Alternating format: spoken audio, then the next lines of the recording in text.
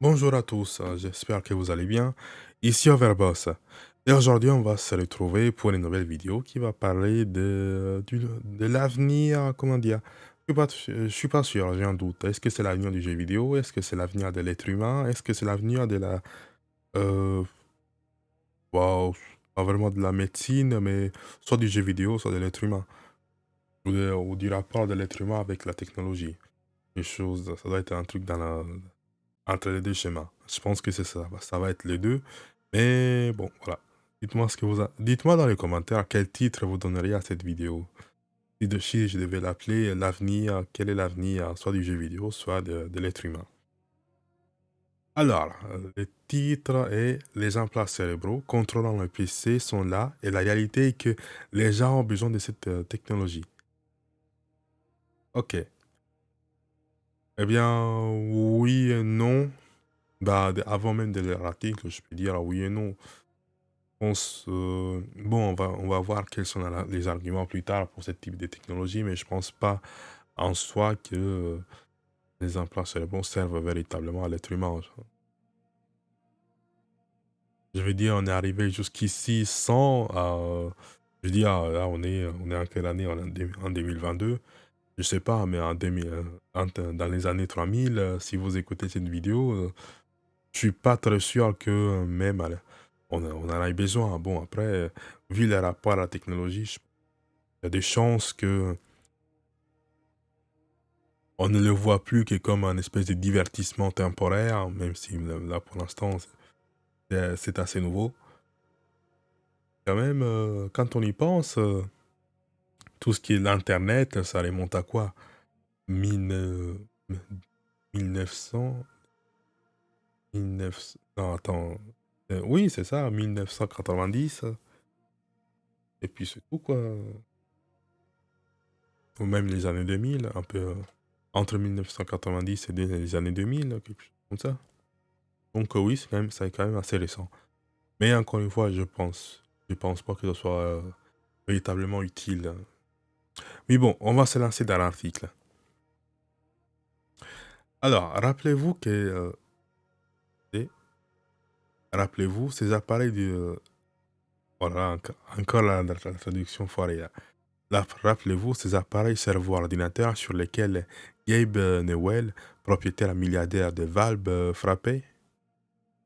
Il a dit qu'il serait parfait pour créer des jeux immersifs et inventer l'expression périphérique des viandes pour les membres humains.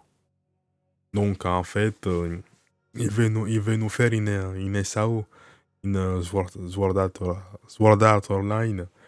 Et ça, je pense que les mêmes causes porteront les mêmes conséquences.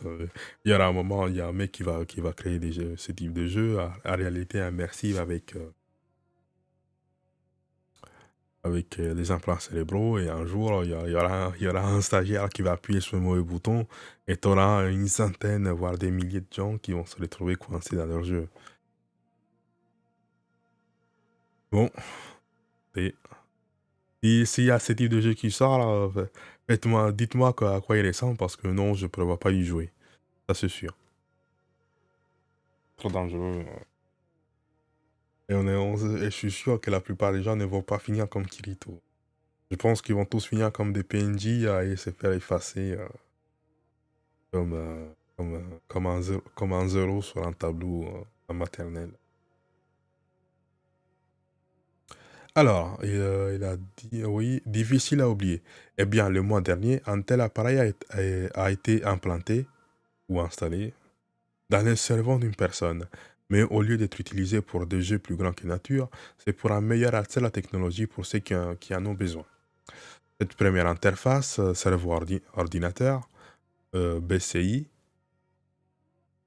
Brain Computer Installation. BCI, ça doit être Brain Computer Installation.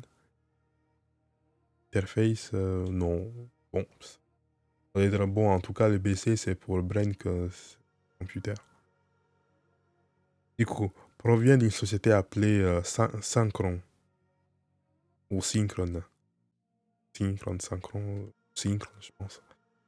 Il s'agit d'un dispositif endovasculaire, ce qui signifie qu'il ne nécessite pas de chirurgie cérébrale invasive pour être implanté. L'intérêt de cet appareil est de permettre aux patients atteints de paralysie sévère de contrôler les appareils numériques à main libre. Déplacer littéralement un curseur de souris avec des pincettes seules. Le premier implant humain d'un BCI endovasculaire aux États-Unis est une étape clinique majeure qui ouvre de nouvelles possibilités pour les patients atteints de paralysie, a déclaré Tom Hotsley, fondateur de Synchron. Notre technologie est destinée aux millions de personnes qui ont perdu la capacité d'utiliser leurs mains pour contrôler les appareils numériques. Je veux bien utiliser ça pour la médecine, mais je me pose une question. Est-ce que c'est vraiment nécessaire que les mecs interagissent avec des appareils numériques? Je veux dire, si c'est pour communiquer, bon, je veux bien. Tu peux pas utiliser tes mains, tu peux pas parler, peut-être. Dans ton cerveau, il y a un clavier, tu peux dire oui. Comment, par exemple, il y a ta famille qui passe par là et te dit oui, comment tu vas, et puis là, tu peux discuter. Mais là, pour l'instant, la première impression que j'en ai, c'est les mecs, ils te disent même si t'as un handicap, mais si t'es paralysé, viens travailler. C'est les premières choses auxquelles je pense. Dites-moi ce que vous en pensez, mais ça me paraît pas la chose. Bon, après, je sais pas. Après, technologie est technologie. Du coup, Filaire a parlé à Outsley des objectifs de leur entreprise avec l'appareil. Et cela se résume à la façon dont l'accès limité d'une personne à la technologie informatique moderne, qui est si critique pour la vie quotidienne de la plupart des gens, et sa fonction motrice moyenne. Oui, mais encore une fois, est-ce que c'est vraiment le but lorsque tu es en situation de paralysie? La dernière chose à laquelle tu penses, c'est de savoir comment te connecter je sais pas, n'importe quel navigateur pour savoir, ah bon, quel temps fait-il aujourd'hui? Ça peut être utile, mais je suis pas très sûr que ce soit une chose essentielle. Donc, cette vision de l'affaire, parce que là, il nous parle que de la partie numérique, technologique. Moi, par exemple, si j'ai, je sais pas, une fièvre à 40 ou à 42, je sais pas c'est quelle est la température la vraie température d'une fièvre. Ça dépend des gens, ça dépend de chaque personne, mais par exemple, si j'ai une fièvre, là, mon but, c'est pas de me sentir un peu mieux pour pouvoir jouer, c'est pour me connecter à je ne sais quel appareil, c'est de guérir. Là, c'est la même chose. Est-ce que ça a vraiment une utilité particulière de permettre aux personnes en situation de handicap de se connecter aux appareils numériques? Après, ils ont vraiment rien pour la vie quotidienne, bon, peut-être, mais je sais pas, cet article, mais j'ai du mal à voir l'aspect pratique pour un être humain, ça, pour l'aspect sociétal, mais plus juste l'aspect, oui, il va bosser, ou juste le mec qui s'est mis à jouer, quoi. Mais bon, euh, on continue. Du coup, il nous dit, oui, pour les utiliser, vous devez utiliser vos doigts. L'appareil, une fois installé, permettrait alors à quelqu'un d'interagir avec un PC, par exemple, et cela pourrait faire une grande différence dans son niveau d'indépendance.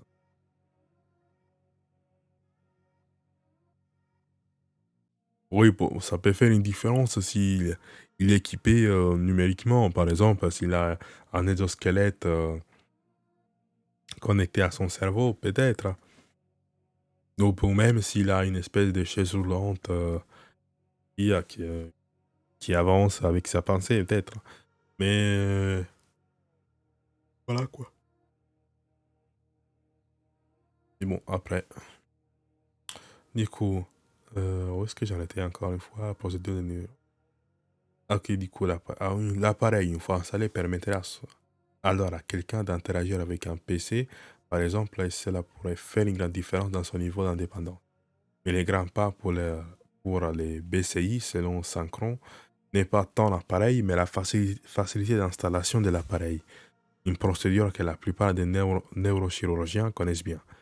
Il s'agit de démêler l'appareil appelé Stenrod à l'intérieur d'un vaisseau sanguin dans le cerveau via le cou. Du coup, c'est via le cou. Ah, j'avais pas tilté avant. Je pensais que c'était un truc qui se trouvait dans le cerveau.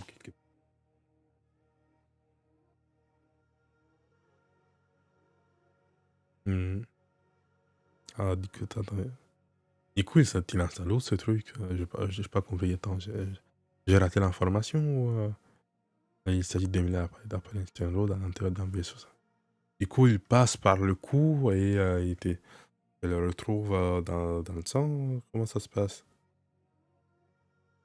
J'ai pas bien compris comment il fonctionne.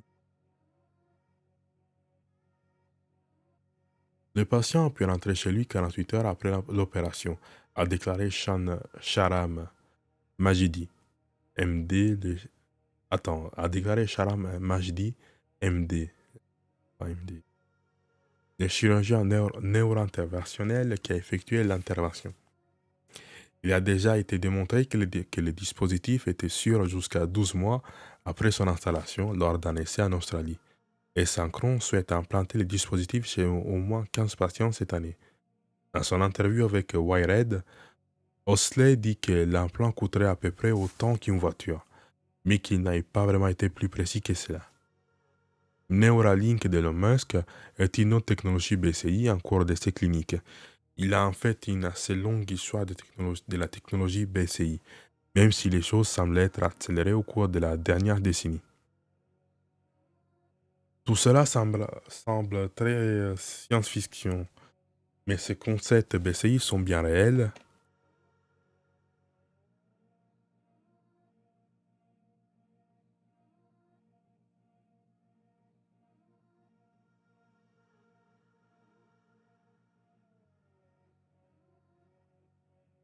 Voilà, j'étais en train de rechercher un fichier, mais non, je ne peux pas le trouver. Du coup, je m'étais raté où? Oui, il y a une assez longue histoire de la technologie BCI, même si les choses semblent s'être accélérées au cours de la dernière décennie. Tout cela semble très science-fiction, mais ces concepts de BCI sont bien réels et changent potentiellement la façon dont les gens vivent leur vie. Pour revenir, pour revenir un instant à Newell, qui est plus un homme fasciné qu'un professionnel de la santé, il a déclaré que se connecter au cortex moteur et au cortex visuel des gens va être beaucoup plus facile que prévu. Ce n'est pas tout à fait cela, et cela ne vise pas à l'être. Mais au moins en termes généraux de technologie BCI, il semble que des progrès rapides soient réalisés pour connecter notre cerveau au silicium. On parle même de la technologie BCI croisant la technologie grand public, comme avec ces casques verts.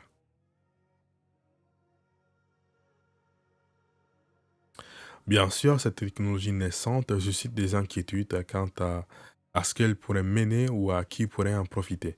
Mais pour aujourd'hui au moins, elle cherche apparemment à profiter à quelques-uns dans le besoin. Ce que je veux que le monde comprenne, c'est que cette technologie va aider les gens, déclare Huxley. Il semble y avoir un thème autour des aspects négatifs possibles de cette technologie ou de sa destination. Mais la réalité est que les gens ont besoin de cette technologie et ils en ont besoin maintenant. Alors, moi, dans toute cette histoire, bah, je reste un petit peu dans la position que j'ai développée un peu plus tôt. C'est que je suis pas sûr que les gens aient vraiment besoin de ce truc. Bon, il doit y avoir quelques personnes. Ils me disent quelques milliers de personnes sur les trilliards qu'il y a sur Terre. Même si on exclut les pays moins développés, mais un peu plus tôt, ils en parlent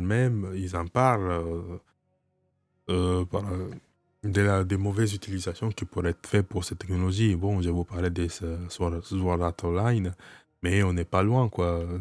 T'imagines, tu lis ça à ton casque, tu fais une espèce de jeu vidéo immersif, t'as un stagiaire qui appuie malheureusement sur un bouton ou un PDG qui le fait intentionnellement, c'est bon, c'est fini. Du coup, J'aimerais juste dire cette chose, mais si ma mémoire est bonne, ils avaient fait une expérience pour... c'était un cochon, il avait appelé Greta. Euh, Est-ce que je le retrouve? À qui on avait implanté des souvenirs. Du coup, c'était un... Oui, cochon... Greta.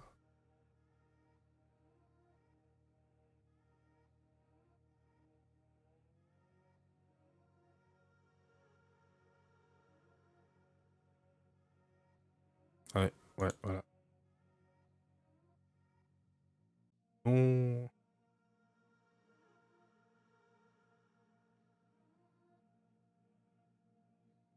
Ah. Du coup, Elon Musk a testé son implant Neuralink sur des cochons du 28 août 2020. Bon, d'accord.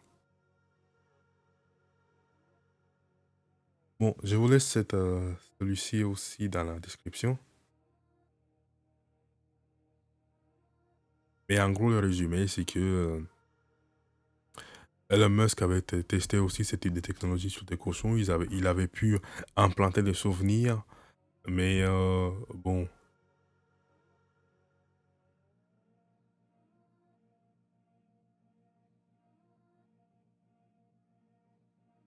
euh, non, je pense pas que ce soit utile de le lire. On va le lire quand même, ça m'est pas. Bah, on va le lire, écoutez, on va le lire, comme ça au moins, on va se faire une petite idée de l'expérience Neuralink de Elon Musk. Alors, Neurotechnologie, oui, il avait annoncé l'essai sur l'humain en 2020. Pour l'instant, c'est sur deux cochons que l'entrepreneur américain Elon Musk et son équipe de scientifiques ont testé l'interface cerveau-machine Neuralink, présentée lors d'une conférence retransmise en direct le 28 août. Il y a un an, en juillet 2019, Elon Musk et son équipe présentaient pour la première fois les principes de leur interface cerveau-machine Neuralink, publiée dans une revue médicale. Aujourd'hui, ils reviennent sur le devant de la scène pour proposer une version modifiée de leur dispositif. Il consiste désormais en une puce de la taille d'une pièce ordinaire que l'on insère dans le crâne et qui projette dans le cerveau 1024 fibres porteuses d'électrodes, d'enregistrement et de stimulation cérébrale. La nouveauté par rapport au modèle de 2019 est que celui-ci ne possède plus de piles implantées dans le cou, mais une simple batterie rechargeable sans contact, dont l'autonomie est d'une journée entière. Donc, je pense que j'avais déjà lu cet article dans le passé, du coup. Je ne suis pas sûr dans celui-ci où est-ce qu'ils la mettent le- les implants cérébraux. Je n'ai pas bien compris cette partie-là du raisonnement, mais pour Neuralink, c'est bien une puce que tu mets à côté du cerveau. Du coup, des cochons implantés. Et pour prouver que cela marche, le dispositif a été implanté grâce à un robot chirurgien de haute précision sur deux cochons. Dans la vidéo, Elon Musk présente Dorothy, une truie qui a été implantée avec un Neuralink puis explantée pour pouvoir démontrer la réversibilité de l'opération. Ah, du coup, c'était pas Greta. Ok. Ah non, du coup, c'était Gertrude. J'étais presque, j'étais à côté. Gertrude, qui elle, est toujours implantée depuis 2 mois. Lorsque l'implant est activé, on entend les crupements des neurones alors que l'animal explore son environnement. Et quand Gertrude marche sur un tapis roulant, l'implant enregistre l'activité des neurones correspondant au mouvement de ses pattes. Elon Musk annonce avoir reçu en juillet de la Food and Drug Administration la désignation de Breakthrough Device, dispositif révolutionnaire qui accélère le développement et l'évaluation des dispositifs médicaux. Une nouvelle pour son futur et ses cliniques chez l'humain. L'idée d'un implant de stimulation cérébrale n'est cependant pas neuve. La stimulation cérébrale profonde consiste à stimuler le cerveau par des électrodes implantées. A été élaborée en 1987 par le professeur Alim Louis Benabid et Pierre Pollack du CHU de Grenoble. rappel à propos, le professeur de psychiatrie Mircea Polosan, chef des services psychiatrie au CHU de Grenoble, est chercheur à l'ANSERM, spécialiste des implants et stimulation cérébrale profonde. Les premiers essais ont été réalisés au départ pour traiter 3 pathologies: le tremblement essentiel, la dystonie et la maladie de Parkinson, en, en implantant des électrodes de stimulation au niveau des ganglions. Oui, d'accord. De la base, on parvient à brouiller les signaux pathologiques et à éliminer les tremblements.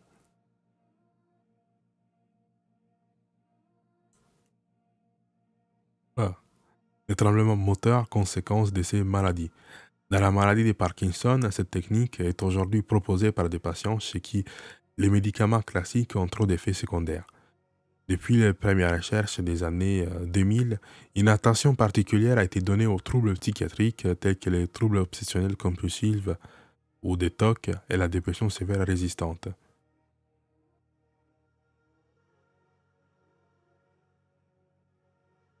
Donc, pour Elon Musk, c'était la même. Bon, cette idée a commencé en 1987 et Elon Musk est peut-être le plus proche d'y arriver.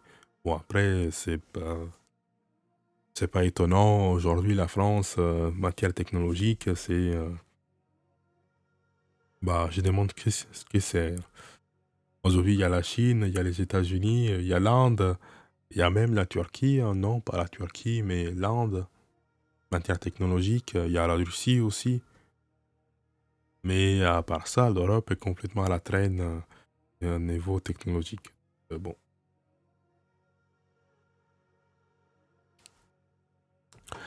Plus une avancée technologique que conceptuelle. Le système Neuralink, tel qu'il a été présenté, tient donc plus d'une avancée d'ordre technologique que conceptuel, ajoute le professeur Mircea Polosan. Pour celui-ci, la nouveauté réside essentiellement dans la miniaturisation de l'implant. Aujourd'hui, le système actuel possède moins d'une centaine de contacts d'électrodes, un matériau semi-conducteur que l'on pose sous la zone cérébrale à stimuler. Ce n'est pas très souple ni très précis. Neuralink se compose de 1024 câbles en polymère, plus fins que des cheveux, flexibles, porteurs de microélectrodes, souples qui enregistrent l'activité des neurones et les stimulent en retour de manière très fine, très précise et focalisée en fonction du signal enregistré au préalable. Si le système satisfait les exigences de sécurité pour un tel dispositif implantable, on gagnera en précision, poursuit le professeur Polosad.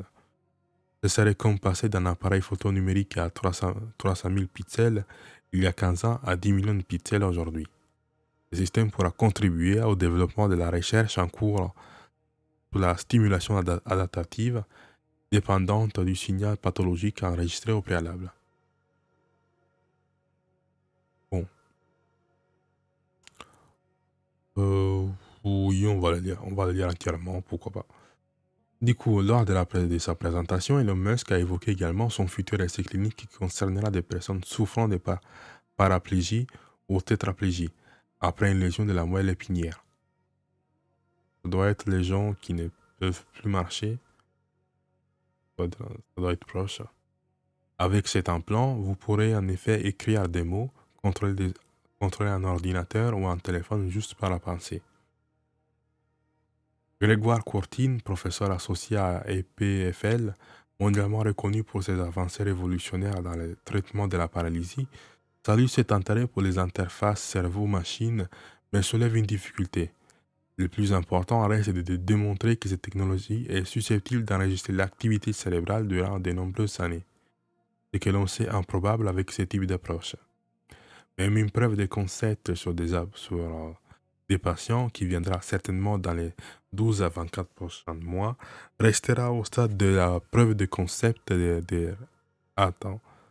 restera au stade de la preuve de concept de relative courte durée après la technologie envisagée. Ok.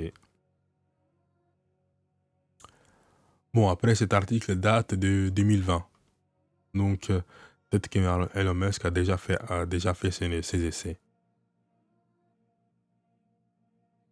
À plus long terme, ce sont les lésions de la moelle épinière elle-même qu'Elon Musk promet de pallier, grâce à un second implant qui viendrait activer les nerfs sous la blessure à partir des signaux envoyés par le cerveau. Ainsi, nous restaurerons la pleine mobilité grâce à un contournement entre le cerveau et la moelle épinière. Mais là aussi, rien n'est totalement nouveau sous le soleil. C'est une belle idée que nous avons démontrée sur des primates dans un papier publié dans Nature en 2016, précise Grégoire Courtine, et pour laquelle nous avons des brevets exploités par notre start-up GTX Medical. Effectivement, nous prévoyons d'équiper nos patients avec un implant cortical et un stimulateur spinal pour valider cette approche dès l'année prochaine, donc bien avant Neuralink. Les chercheurs ne rejettent d'ailleurs pas l'idée d'utiliser un jour l'implant d'Elon Musk, mais d'autres options sont pour l'heure retenues avec certes moins de précision, mais sans doute plus de longévité. Elon Musk, son système permettra aussi de traiter une longue liste de pathologies, allant de la dépression à la cécité, en passant par les crises d'épilepsie, l'addiction, l'insomnie ou encore les douleurs intenses. L'addiction, je suis pas sûr. L'insomnie, peut-être. Mais bon, l'insomnie, je pense que c'est un truc auquel il vaut mieux pas toucher. Les douleurs intenses, peut-être aussi. Mais bon. Car dans l'absolu, moduler la communication interneurale pourrait impacter toutes les pathologies cérébrales, pourvu qu'on sache comment elle se traduit en symptômes cliniques. Enfin, l'entrepreneur américain ne peut s'empêcher de rêver à l'humain connecté, qui conduira sa Tesla par télépathie, ou jouera, qui conduira sa Tesla par télépathie, ou jouera aux jeux vidéo sans les mains, ou apprendra une nouvelle langue. Il n'y a pas une... Alors, de mémoire, bon, puisque cet article a été écrit en 2020, mais il me semble qu'il existe déjà une machine qui permet d'apprendre, enfin, pas d'apprendre, mais de parler une langue euh, quasiment instantanément. Je me souviens plus à quoi elle ressemblait. Je suis sûr que je vais pas la retrouver là. Mais il me semble qu'il y avait un espèce de casque qui te permettait d'entendre une langue et il te la traduisait dans ta langue à toi et toi tu pouvais, mais tu pouvais répondre. Mais sauf que comme tu n'apprends pas la langue, tu réponds dans ta langue et le mec, s'il est équipé aussi de ce système, il peut comprendre aussi et te répondre. Du coup, ça fait une espèce de ping-pong éternel.